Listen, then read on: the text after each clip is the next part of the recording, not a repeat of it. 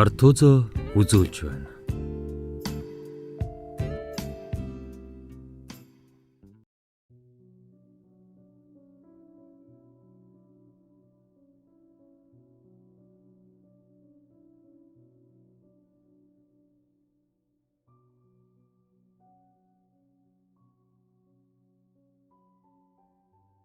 Хайрын гуйлагчин.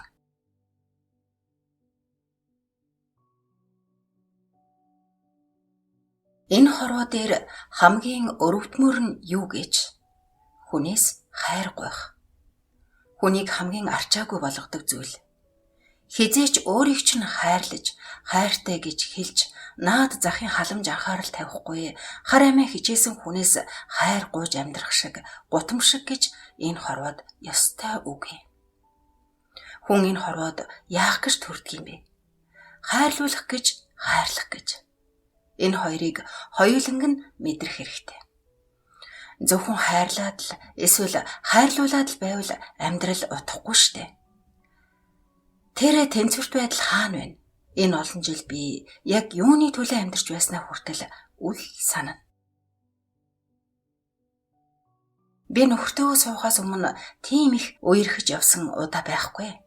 Ганцхан л хүнд чин үнэнчээр дурлаж, хайрлаж байсан ч тэр ч мөн намайг хайрлаж чадаагүй. Эцээ хүртэл түүнийг би өөрийнхөө хажууд үлдээхийн тулд бүхнийг зориулсан ч тэр хаяад л явсан. Ингээд бодохоор би анхнаасаа л эр хүнээр хайрлуулах эрхгүй төрсөн бит. Дөнгөж төрөхдөө л аавгүй төрсөн. Аав маань ээжийг минь жирэмсэн байхад нь хаяад явчихсан юм. Тэр бүхнээ зориулсан залуугасаа салаад үнэхээр хэцүү байсан ч гэсэн би маш их хичээж амьдарсан.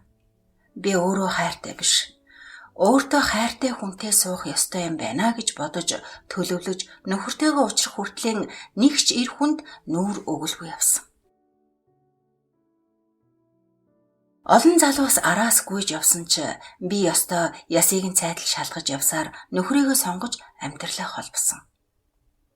Тэр хүн надгүй л бол амьдрал нь сүнэх мэт миний араас 3 жил гүйсэн. Хатуу ширэн үйлдэлүүдийг минь төвчж, эцсийн мөчөд миний дэргэд зогсож чадсан юм.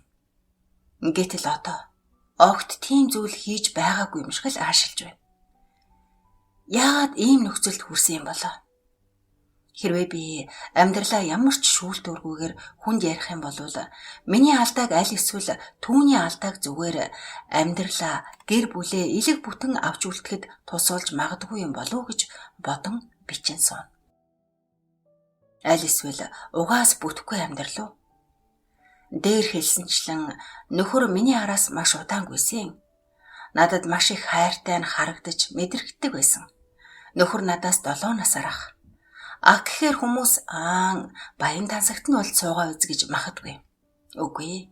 Тэр хүн өөрийн гэр оронгүй, байр түрээсэлдэг, өглөөнөөс орой хүртэл маш завгүй ажилдаг тийм л залуу байсан.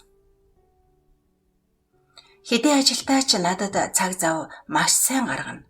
Үнэхээр итгэл төрүүлэхүйц залуу. Хамтдаа амьдарч эхлээд 2 жил өнгөрлөө. Бүх зүйл тунд ажгүй. Яг л бидний бодсон төлөвлснөөр явж байлаа. Бүх зүйл аз жаргалтай. Энэ хугацаанд бид хоёр нэгч ам зурж үзээгүй. Тэр халамж хайр бүр үнэхээр сайхан. Орчлон дэлхий дээр хамгийн аз жаргалтай эмэгтэй би юу гэлтэй. Тийм их хайранд умбаж явсаар би жирэмсэн гэдгээ мэдлээ. Тэр хүн бүр л их намайг хайрлаж, би гэдэг хүн чинь хайранд умбаж явсаар төрөх боллоо. Хадмууд охин гэдгийг нь анх сонсоод маш их баярлсан. Нөхөр бид хоёрч охинтой болно гэж ярилцдаг байсан болохоор бүх зүйл сайхан байлаа. Анхны төрөлт югаач мэдэхгүй хугацаа болцоход сэдэлтэнд орлоо.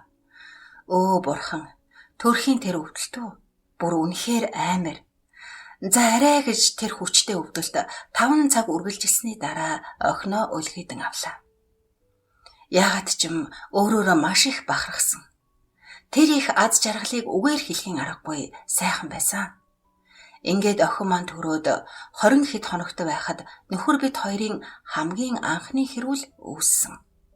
Тэр нь би сүү муудаа байсан учраас охин маань шүн уйлаад бас мөөмө хөөхгүй арагшаа гидэж уйлаад л. Гэтэл нөхөр наад хөгшиг юм чинь яагаад хөөхгүй байгаа юм? Наатха арцаар хариул бодорцчихсан юм биш үү гэж авдаг юм да. Би үнэхээр их гомдсон. Төрөө дудаагүй нэлэх биетэй их нэртэй хэдий хүүхэд нь уйлж байсан ч тэгж хэлж болно гэж үү? Би юу ч хэлж чадахгүй уйлсан. Нөхөр улам өглээд л охин арай гэж хөхөө өгч унтсан. Тэр өдрөөс хойш хэд хэрэлдээд л авлаа. Охин хөхөө голоод хөөхгүй байсаар өнөөх жоохон сүйтэй мөм тэр дороо ширгэж орхив. Тэгээд нэмэлтээр хооллоно. Ээжтэй үлдээгээд би гэдэг хүн 4 сар гарантай ажилдаа орлоо. Хоёул ажилтаа юм чинь өөрсдийн байртай болъё гэд байрны зээлэнд хамрагдлаа. Байрны урдчилгаанд нөхөр машинаа зараад 2 талаас хэд 3 төгрөг өгөөд урдчилгаа хийв. Нөхөр өөрийн нэр дээр зээл гаргууллаа. Намайг хамтрангаар орох шаардлагагүй гэсэн. Харин би цалингийн зээл авч машин авлаа. Мэдээж би жолоо барьдаггүй учраас нөхрийн нэр дээр авсан. Ингээд л өөрсдийн гэр оронтой болчихсон сайхан амьдрал ирж байна гэтэл өнөөх хайртай дуртай гэсэн хүн чинь баг багаар намайг гоочилж тарган бүдүүн байна гин. Турсны дараа хиндээ сайхан харагдах гэж турсан юм. Чи өөр хүнтэй болчихоо юу гэдэл хардаж эхэлсэн. Хардалт нь нэмэгдэж сүүлдээ бүр гар хүрдэг болов. Гэвч би тэр хүний хардаад байхаар үйлдэл огт гаргадаггүй. Ажлаад хараад шууд гэртээ ирнэ.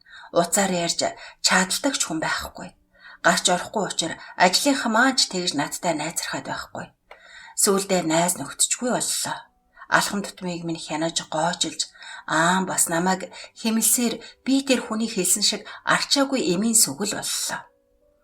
Гойч гоотхоо мэдэхгүй, толинд өөрийгөө ч хардаггүй тийм л эмэгтэй болсон. Охин 6 нас хүрэхэд би ахин жирэмсэн боллоо. Та нар тийм нөхөртэй олцоход яагаад дахиад хүүхэд гэж бодож магадгүй л байх. Би ахиад хүүхэдтэй болчих юм бол жирэмсэн намайг хардаж бас хэмлэж чадахгүй, харин ч намайг урдын адил хайрлаж инхрийлэх байхаа гэж итгэсэн юм. Гэтэл тэр тэгээгүй. Харин ч намайг гомдоох үгийг байнга хэлж гоочлох нь улам ихсэж байсан. Зүгээр л сэтгэл гутралд би гэдэг хүн гүн орж юу ч хийхгүй оршоод л амьдрахыг илүүд үздэг боллоо. Ямар ч хайр байхгүй, сайхан үгс байхгүй, үглэлт, хардалт, зодоон, хараалын үг. Тэр хүнээс цаг минут тутам хайр гуйж, сайхан үгс амнаасаа гаргахыг гуйдагч сүүлдээ зүгээр л түүний хувьд гуйлагчин болчихжээ. Үнэхээр яах вэ? Хүү маань төрлөө. Өмнөхөөсөө дээрцсэн зүйлгүй улам бүр доройтсоор. Төвний хувьд би зүгээр л гэрийн үйлчлэгч, хүүхэд асрагч нь. Ажилгүй гэртээ сууснаас хойш бүр л гуйлагчин болсон. Нөхөр надад юу ч авч өгдөггүй. 5,000 төгрөгч майгээд өгдөггүй. Ёй, энэ амьдрал яг яагаад ийм болчих вэ? Миний хүсэж мөрөөдөж ирсэн амьдрал огтоос биш. Би гуйлах гуйхаас залхаж байна.